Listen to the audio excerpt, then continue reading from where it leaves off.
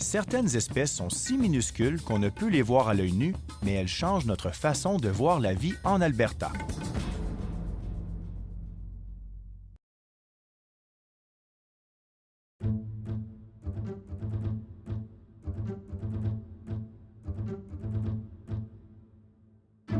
En tant que membre de l'équipe de gestion de l'ABMI, l'Alberta Biodiversity Monitoring Institute, le conservateur Dr. Tyler Cobb participe à un projet mené à l'échelle de la province pour mieux comprendre la diversité biologique de l'Alberta.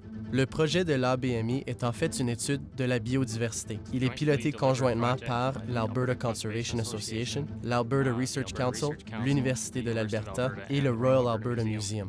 La province est quadrillée en zone de 20 km de côté, soit 1656 sites, et nous nous proposons d'effectuer des prélèvements d'échantillons tous les 5 ans sur chacune d'elles. Pendant que l'équipe de l'ABMI étudiait la biodiversité de l'Alberta, un organisme souvent laissé de côté a acquis un rôle de premier plan pour aider à comprendre et suivre les changements de l'environnement. Et c'est facile de comprendre pourquoi d'habitude on le néglige. En Alberta, un acarien ordinaire atteint entre 1,5 à 2 tiers de millimètre de longueur.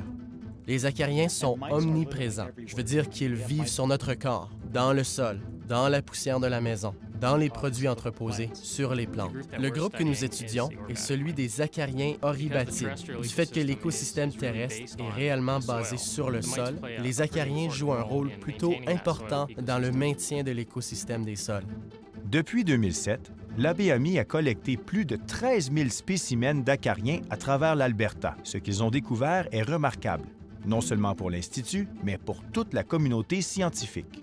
Chaque fois que nous trouvons des espèces qui n'ont jamais été répertoriées, c'est palpitant. 25 nouvelles espèces d'acariens. C'est une découverte importante. Et cela indique qu'on a encore vraiment beaucoup à apprendre sur la biodiversité de notre propre province. Mais si les acariens sont microscopiques, comment Tyler et son équipe peuvent-ils les recueillir? En construisant un dispositif d'extraction. C'est un entonnoir Berlesi-Tallgren.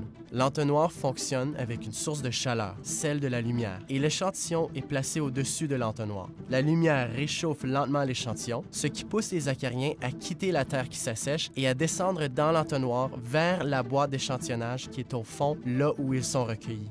Une fois que les acariens sont extraits des échantillons, c'est aux chercheurs de l'équipe du musée d'analyser à quel type d'acariens ils ont affaire, car quelquefois, ils découvrent de nouvelles espèces. On doit connaître les acariens qui ont déjà été identifiés et ces acariens sont répertoriés partout dans le monde. Donc, on doit examiner tout ce qui a été publié et décrit, faire la comparaison avec les espèces connues dans la région et voir si nos espèces correspondent.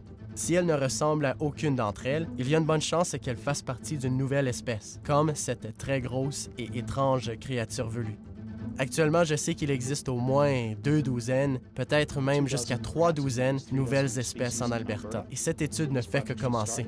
Nous ne comprenons pas leur rôle dans l'écosystème des sols. Ce que nous savons, c'est que ce groupe d'acariens des sols est important pour la santé globale des sols. Mais quand une espèce disparaît sans qu'on en ait compris son rôle, il est difficile de prédire quels seront les impacts. C'est cette découverte de l'inconnu qui a incité Tyler et son équipe à chercher et comprendre un tout petit animal qui joue un très grand rôle dans la santé des écosystèmes de l'Alberta. Peu d'entre nous pouvons contredire le fait que nous sommes en pleine crise de la biodiversité. Le taux d'extinction des espèces est plus important que tout ce qu'on a enregistré à date. Si nous constatons qu'on découvre de nouvelles espèces presque chaque jour dans notre province, c'est à se demander combien de ces espèces se sont éteintes avant même que nous ayons eu la chance de les découvrir.